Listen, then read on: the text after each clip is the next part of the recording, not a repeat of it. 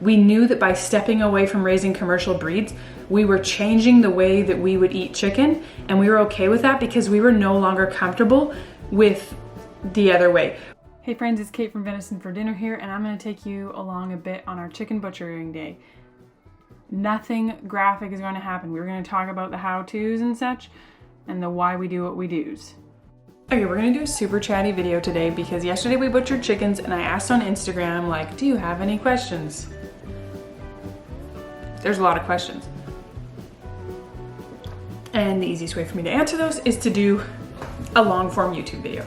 So, it's pretty quiet in our house right now. We're gonna see if it stays that way. Amos is sleeping. Marius and the big kids are out on a hike in the forest. So I have all my things here. I thought it'd be best to do a quick overview of our process before I answer questions so that you can kind of have a bit of a visual. There'll be nothing graphic here, okay? So we start by getting set up. One of those things is having a burner with a huge pot and water, table, totes, coolers, and then we start catching chickens. We move the chicken tractors onto clean grass, and one of the kids climbs in for chickens for me. Yes, it's very unfancy, but it works. We consolidated everything into a couple tractors, and then from there, any hens that I want to keep, we put into one chicken tractor to stay there. Anyone that's butcher immediately goes for Marius to chop its head, or one of the boys chops their heads. We don't use kill cones, we just chop the heads. And then if a friend of mine wanted to buy some hens, so we sorted out some for her that we knew would be egg layers. After their heads have been chopped, it's the gross part. You get to scald them until their feathers easily come free. And I'm going to show you in the next clip here how you can tell. What I do is if you can very easily peel feathers off, then you're ready to go. If you can't, keep going. And then this is our super old school chicken plucker. I love it. It works well. And if you have it in the water too long, you're going to tear the skin. I massively messed one up, and Marius wanted me to show you. So I'm going to show you one that I massively messed up. The skin was all torn. The breasts were partially cooked. Like, this is a hot mess, guys. This one just went right into the soup pot after the feathers were gone, but it is what it is. I still make mistakes even after all these years. So after the first plucking, there's always some feathers that don't easily come off, and we just don't overthink those with the plucker, and it goes into we have this huge cooler that we just used with cold water. And friends, it is only just above freezing right now, so this is perfect temperature. There's no bugs, there's no wasps. So this is a hen that obviously is not a big one, and it got left on the longer side of what it should have for being butchered, which means its feathers are sticking in more. That's the bigger thing about waiting too long to butcher, is that their pin feathers set in and they're harder to pluck. This is a small chicken that Marius is doing. It's a rooster or a chicken, I'm not sure. So he's got a tote right below his table, so he can just gut right into the tote. And it's still got the feet on. Normally we would have taken the feet off at this point. I think this was his first one, and we haven't butchered chickens in a year, and apparently we forgot some things there. After gutting, they go into a clean tote of clean water, and they sit there with a hose running so that the water is always running and not still, so bacteria can't form in the same way as in still water. So then we bring them inside and we cut all the wings off, and we save those for wing nights, because friends, we love wing nights so much. The other thing gets done is we call it final detailing, which is what Hamish is doing in here, just any little feathers that got missed and that sort of thing. And here's a nice big plump one. There is a couple pin feathers on there, but these are just for ourselves, and we just don't care. We're totally fine with that. This one was nice and fat. That yellow fat is just gonna roast and be the most delicious thing you ever ate. So now our soup hens get the breasts off for canning, and then the carcasses, the wings, Marius saved those. He's going to try them for her wing night. I don't know how that's going to work. But I then slow cook the carcasses to pick off the meat and can the meat in broth. But the breasts, I raw pack in pints, and this is amazing, friends. It is the best canned chicken, so convenient. So there we are. How do you decide which to can and which to freeze? So any of our stewing hens, which are laying hens that aren't laying very well, or roosters, They are all either canned or frozen to be slow cooked. So I'm not canning any of our nice young ones. Do you use kill cones? No. I know they're great, we just never have.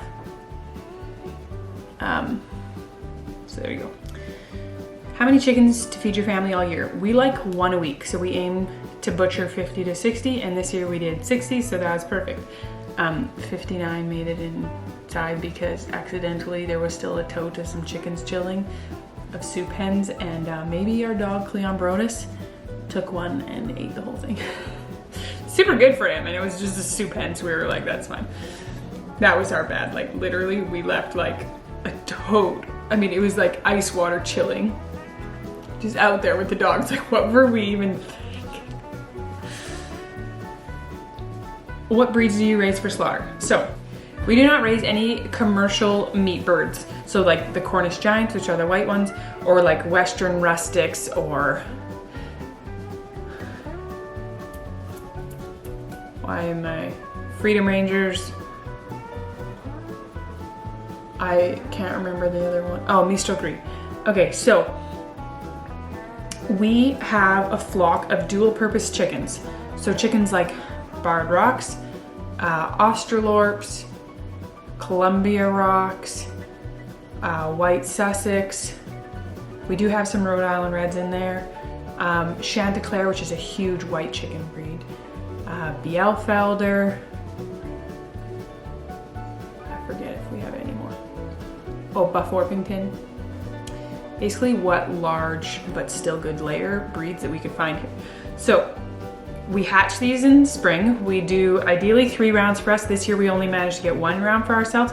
So we knew, but it was fine because we were like, you know what, we have to majorly downsize our laying flock. So we're just gonna also have a lot of laying birds. So what we do is they're in chicken tractors, and we usually do a couple butcher days, but we only did 1 because we only had 1 batch. So if we were doing a couple butcher days, when we go to butcher the first round of chickens, we would do it at a point where we could butcher some from both our first 2 hatches.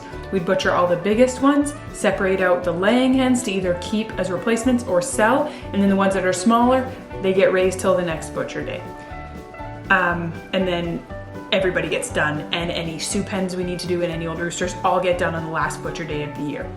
We downsize our laying flock before winter of older chickens because they get to a certain age where in our climate, if we don't butcher them, they're just gonna die and then they're just waste. So we find it much better to just drastically cull down anybody over 2 years old and enjoy eating those, and them not just being, you know, garbage essentially later. We used to raise Cornish Giants. We also have done Mistral Gris, Freedom Rangers, Western Rustics. We've done all of them. When it all comes down to it, they almost all have an expiration date. Meaning if you don't get those Cornish Giants, Cornish cross butchered by a certain date, they just die. I challenge you, if you have raised Cornish Giants for more than 1 or 2 or 3 years, right? Like if you've done them a few years now, have you never had an issue with the hatchery, with random deaths? Like the amount of stuff that we had happen with meat birds, we just got tired of it and we decided we wanted to take it into our own hands. So in 2021, we started hatching ourselves, which was perfect because then there was avian flu and it was super hard to get chicks where we live, but we supply our own, so we didn't have to worry about that. And we could just isolate. We didn't have to bring in any new chickens. We didn't sell any. We just kept what we had and could replace our own. So the biggest question people get is like, do they get very big and are they tough? So I would say we average 4 to 6 pounds. They're not huge, but that's okay. Like we only ever raised chickens in chicken tractors. My mom like knew about chicken tractors before the internet knew. Like we didn't even have the internet and she heard about these things and made them. That was 20 years ago. So we always had movable pens. So they're just always just not enjoyable to raise. And I'm sorry, but like we can't with a clear conscience raise something that is not enjoyable to raise and then enjoy eating it. Like that just doesn't work for us. We need to enjoy the process. Otherwise it's just a disgusting slog, right? We're not getting rich at doing this. Raising meat birds does not really save you much money. You have to enjoy the process. What do we do with the innards? Marius saved them all for trapping bait this year. I'm not sure what that's for trapping, but he just said he was saving them for trapping bait. So because we don't do kill cones, we do a block of firewood and a firewood hatchet or axe. They also had a big machete this year. That's how I was raised doing it, and that's how we do it. How long do we grow the chickens before butchering? We start butchering them normally at about 12 weeks old. These ones got older, so we did have some really big ones. Do we have a defeatherer, plucker? Yes, we have a really old school plucker. How do we package our meat birds? So again, because we process them for ourselves, we do it like hyper specific to how we want them. So every chicken gets its wings cut off, and we package the wings together separate because we love wing night. And when you roast a chicken, like really the wings aren't like that spectacular. They often will like get so crispy they dry out, and then they're just like not that exciting. So we like to just save them all and then have wing night. Any chicken that's over maybe 6 pounds, I cut up into legs, thighs, breasts, and then the carcass just immediately gets made into soup broth that I can. The smaller ones get packaged whole, and this year we just vacuum sealed them because I had these huge vacuum seal bags that I bought. They're gallon size. I'll link them for you guys. And the smaller chickens fit in those well. I have done those like shrink wrap bags. I'm challenged. I can't get those to work very well. Canning it. All my canning instructions for these sort of things are in the Insiders Club, but I recently did a course called Kitchen Basics, and I taught cutting down a chicken in Kitchen Basics, as well as I included resources on how I can them. And I have a little promo for Kitchen Basics going on right now that you can get you can get a unit free, and I chose soup and broth. So you can actually get all the information on how I can this and everything. I will link it. You can get the free module to Kitchen Basics, which includes that. Okay, lots of questions about letting chickens rest before freezing. This was never a thing growing up. Like my maternal grandfather taught me how to butcher chickens, and he never taught me to chill them because they didn't have access to large quantities of ice, so how would they be chilling them? Anyhow, we've always just frozen right away, and we've never had troubles with them being tough. The only time we had tough chickens was a batch of Cornish. And that was the only time we've had tough one. It was totally, we had all sorts of issues with that round, and in the end they were tough, and it was like, screw you too. Sorry, that was probably rude. Anyhow. How do you organize everything for it to go efficiently? One person has to be the taskmaster, cracking the whip. Often it's me. This time it was Marius, keeping the flow going, like calling the shots on things. We have it set up, it's good for people to have a set job because then people can just keep going at that job. But a couple people go and catch chickens and then chop their heads off. Once they've stopped their flapping, we dip them in the hot water. And then, that's a specific job. That's a job that needs to be a very skilled person. Dipping, it's for skilled people. And then plucking. And then from plucking, they go into, we just have cold running water in a big cooler that doesn't have a lid. It does, but the lid doesn't stay on. So it doesn't have a lid. It's just there and overflowing so that it's constantly running water. From there, someone picks them out, gets off any missed feathers. Had to get a new battery. Then they are going to gut the chicken. They're going to take the feet off, and then it's going to go into a different tote. From the second tote is where they get brought inside, make sure they're all tickety-boo, and then cut apart or vacuum sealed or bagged or whatever. There is definitely skilled jobs and unskilled jobs. Like anybody can catch chickens. Someone skilled needs to tell you if it's a hen or rooster. Someone skilled needs to be, what's the next step? Dipping them. Someone skilled needs to be plucking them. But then detailing is what we call picking up little feathers. That can be done by unskilled labor. Anybody who can just pick feathers can do it. So then gutting needs to be done by a skilled person and packaging needs to be done by a skilled person. Labeling can be done by unskilled labor because they just have to copy down a thing, as well as transporting them and putting them in the freezer can be done by unskilled labor. So some of our kids are in the unskilled labor part and some are in the skilled labor part. So that makes a big difference in how things flow. And I can see in the next couple of years, chicken butchering is gonna go even faster for us. We started at 10 a.m. and we were not cleaned up and done until 4:30. 6 is when we ate dinner. We had a lunch break in there. We cut down piles of chickens, which takes time. I got canning. Got the canner going with the breasts from the stewing hens, which is a really great thing to do.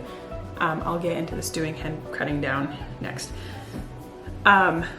So yeah, and then all the cleanup. There's a lot of cleanup. Stewing hens, Marius cut off the wings. I don't know what his plans are. I think those are gonna be the toughest wings ever, but he's like, I love chicken wings. I don't care if they're tough, and Mac is like, tough wings are better than no wings. So they might be eating all the wings themselves, but they cut the wings off. And then we cut the breasts off of the stewing hens, and I just raw pack those in jars and pressure can. I'm a rebel canner. I can them for 45 minutes, raw pack. Anyhow, yeah. But you didn't hear that from me. Anyhow, that is how a friend of mine has been doing it in her family for decades. So then I slow cooked. I fit as many of the rest of the body of the stewing hen as I could in my big electric roaster and 2 different big stock pots. And with some water, got them cooking, cooked them until bedtime and then moved them outside. And then this morning, picked all the meat off, filled jars with the chopped up meat, and then now I'm making broth out of all the bones. The meat got canned in some of the water, it was broth that they had been cooking in. And then now I'm making a pile more broth, and it's just perfect weather. It's like just above freezing in during the day and just below freezing at night. Perfect temperature to put the pots outside and they won't be frozen. It's not too hot, it's so good. Okay, do you feed the heads and innards to pigs? No, Marius has never been comfortable with that. He thinks it's really weird. Maybe one day we'll change our mind. Do you butcher all the chickens and start again fresh when it's warm? No, this was a confusion people had. We still keep layers because layers still lay through the winter and they start laying early in spring. And because we are hatching our own flock, we have to keep a flock going. What advice would you give a beginner? I would start with meat birds over laying hens. The infrastructure needs for meat birds as well as the time commitment for meat birds is a lot smaller. Laying hens, because you don't have to butcher, it feels easier, but you need more of a coop setup and you're more committed. So I think try meat birds. Lots of questions about salt brining them after butchering. I've never heard of doing this and I don't do this.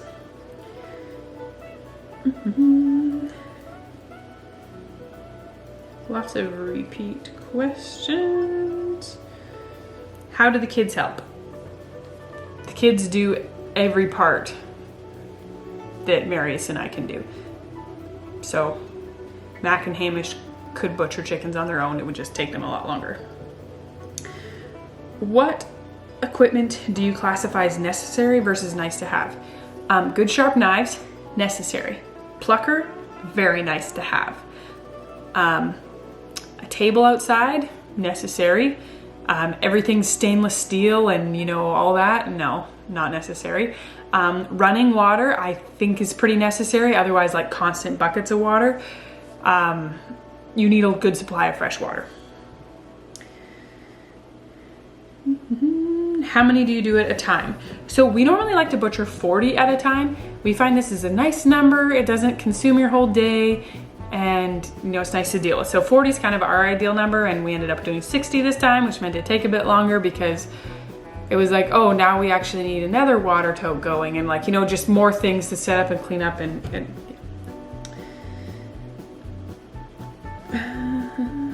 Is rooster meat ever tender? Yes, it's delicious. Like, I would say a lot of the time it is more like a wild bird, like a grouse. If you've ever had a grouse, it's delicious. It's tender. What people call gamey a lot of the time, I don't think it's actually gamey. I think it's people just like used to the most neutral chicken, pork, beef from the store, and then they try something that like ate a lot of wild things and lived outside, and it's like, oh hey, this has flavor to it. So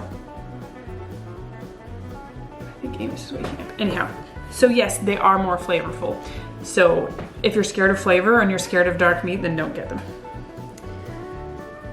Plucker suggestions. I've never bought one new. I've only ever got them used, and we have a really old school style, so I don't have any idea for you there. Okay, lots of questions about what it costs to raise them, and I have no idea. We don't keep track of it. We buy a huge mini bag of feed that gets fed to different animals, as well as they have like an actual grower ration, and I don't keep track of it because, friends, it's not about price for us. It's about knowing exactly what went into the whole process, and about having our own food security, and that is worth more to us than knowing the price. I used to figure out the price because we used to sell them, but then we changed how we raised them. We didn't actually have milk for them this summer, but normally their feed would all be soaked in milk. And yeah, it's not about cost. If you want to save money, go find chicken on sale at the store. Okay, questions about packaging them. Again, this is something I showed in Kitchen Basics.